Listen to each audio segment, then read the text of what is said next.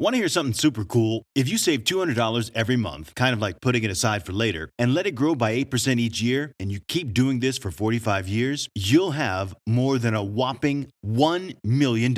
Yeah, that's a lot of money. To be really honest, when someone first told me this could happen by investing in index funds, I was totally lost. It felt like they were talking in a secret code or something. But today, I decided it's high time I make a video that breaks it down step by step. Oh, but just to be clear, I'm not a money expert. I'm a business guy, and I'm sharing what's actually worked for me in real life. I always thought of index funds as my safety net. If my business didn't do well, I'd still become a millionaire with these investments. By the way, if you like this video, please give it a thumbs up. It helps more people see it. And if you want to learn more about growing your money, think about subscribing. Now, let's dive into part 1, uncovering some secrets. All right, let's get straight into it. You've been told some not-so-true stuff about investing for a long time. Back when I was a kid in school, I asked my teachers about investing, and they always said it's only for rich folks who can pay experts to do it for them. So I thought it wasn't for regular folks like me because I'm not a pro. I didn't have a lot of money. My friends didn't help either. One of them told me I'd have to read lots of financial newspapers, figuring out those tricky charts, and he made it sound like a big waste of time. Even my family got nervous when I talked about investing. They thought it was super risky and not for regular people. My dad even said I'd lose all my money if I tried it. Can you believe that? Well, guess what? These are the lies that the so-called experts want us to believe. They know that investing in index funds is actually really easy. You don't need tons of money to start. It's not that risky, and over time, it can make you more money. The surprising truth is that those fancy pros who manage your money often do worse than index funds. And here's the kicker. Even if they lose your money, they still charge you fees. Can you believe that? But now you've taken what they call the red pill. Just like in my favorite movie, The Matrix, you've woken up to the truth. So let's move on to part 2, understanding the game. When I first started investing,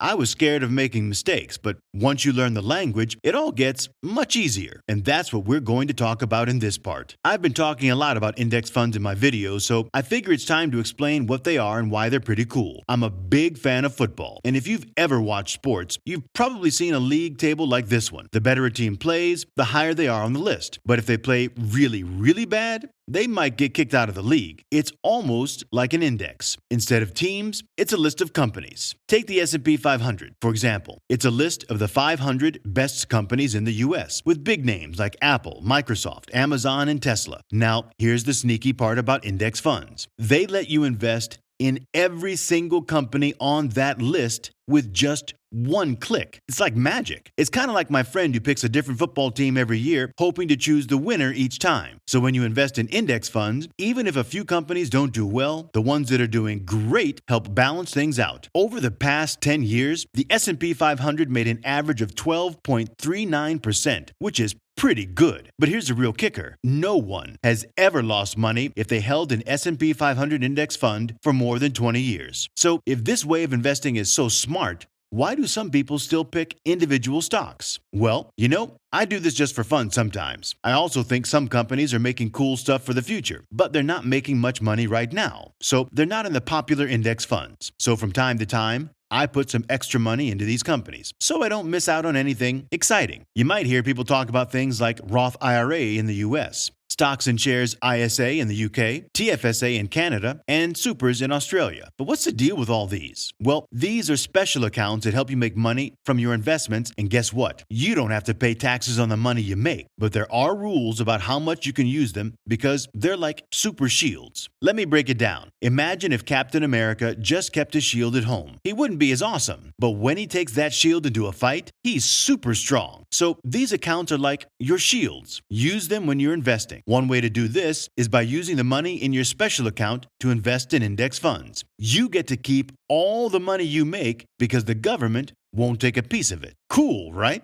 When I started investing, I wondered if I should put all my money in at once or do it bit by bit. People argue about this a lot, so I'll tell you what I think. Putting all your money in at once is riskier, but if I'm investing in something that I know will grow over time, like an S&P 500 index fund, waiting doesn't make sense. The longer you wait, the worse your chances. But if you don't have all the money, Don't wait. Invest what you can each month. Sometimes you'll buy when prices are high and other times when they're low. It all balances out and it's called dollar cost averaging. When you use an investing website or app, you'll see something called ETFs. They're a lot like index funds, and this confuses people. Both let you invest in many stocks together, but here's an easy way to remember. ETF stands for Exchange Traded Fund. That means you can trade it on the stock market all day. Index funds can only be bought or sold at the end of the trading day for a fixed price. Now, which one's better? If you don't have a lot of money to start with, ETFs might be a good choice. They often have lower minimum amounts you need to invest, and some brokers don't charge a fee for trading them. If you're younger than 18 and still watching this,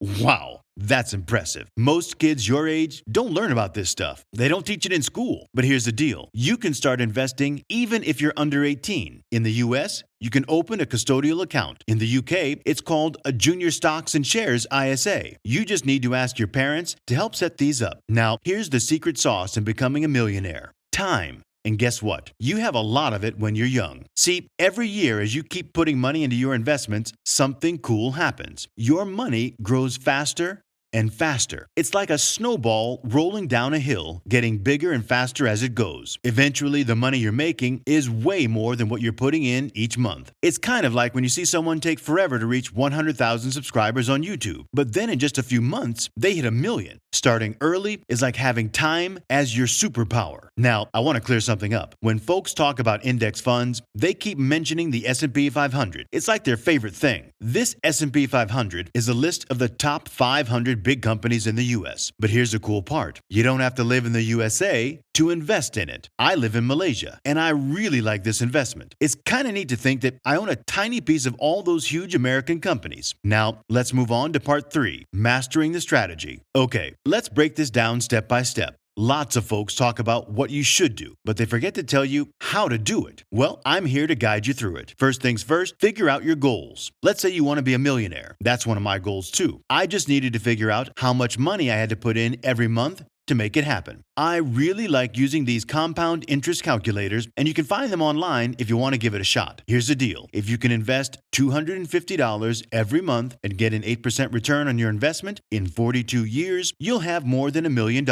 And if you keep investing for another 10 years, you'll have over $2 million in your account. Of course, if you invest even more, you'll speed up the whole process. Now, the next step is to choose the website where you'll set up your account and start investing. I really like 3 of them: Charles Schwab, Fidelity, and Vanguard. I like to call them the Big 3. The guy who started Vanguard, John Bogle, is like the granddaddy of index fund investing. His company, Vanguard Group, was the very first to create index funds, so they're the oldest and most trusted. Let's take a look at what they've got on their website. To access their full list of funds, go to the Investing tab and click on Vanguard Mutual Funds. Now, get ready because this page might seem pretty overwhelming if you haven't seen it before. But don't worry, in a minute, you'll be able to show off to your friends when you understand how to use it. You see, there are so many options here, but the main things you want to pay attention to are the expense ratio, which is how much they charge you each year. Of course, you want this to be as low as possible, and luckily, Vanguard's fees are generally quite low. The other important thing is the average returns, which they nicely break down on the right side of the screen. However, remember that just because something performed well in the past doesn't mean it will in the future. Vanguard likes to keep things tidy and organized. They've sorted all their funds into different categories, making it easy to find what you're looking for. Category 1 is bonds. These are like the contracts that companies and governments sell when they need money. If you invest in them, they promise to pay you back later. Bonds are usually considered low risk, but they also offer lower returns. So if you're older, it's a good idea to have more bonds in your portfolio. Category 2 is balanced funds. These are designed to match the age at which you plan to retire. They'll take care of the rest by finding the right mix of index funds for you. You can see these options in 5-year intervals. It's a great choice if you prefer a more hands-off approach, but personally, I like to be in control of my investments. It's kind of like driving an automatic car. It does the work for you, but it's not as fun as a manual. Category 3 sorts funds by company size, known as small, medium,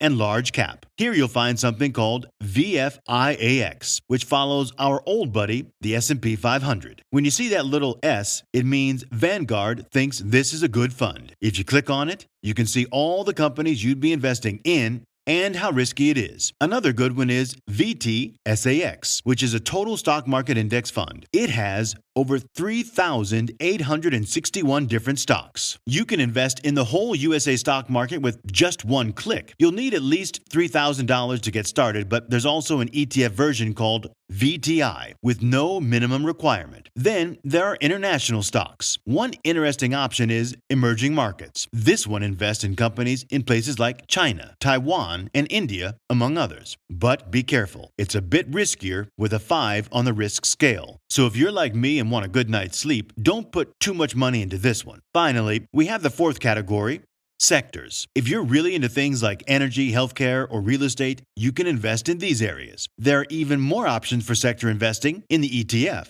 Now that we looked at what's available, I hope it makes more sense. Here's how I would personally invest my money. I could spread it across lots of different funds, but I like to put most of my money into American companies, like around 70%. Then I put about 20% in companies from other countries, including the UK, and the last 10% goes into bonds. I keep the bonds relatively low because I'm okay with a bit more risk, but this really depends on how comfortable you are with taking risks. The specific funds available might vary in your country, but the indexes they follow are quite similar, so you might need to choose a different fund. But you can still use my percentages as a helpful guide. Now, if you enjoyed this video, then you're sure to love this next one, where I go over 8 golden rules for investing that are followed by the great Warren Buffett himself. Click here to watch now.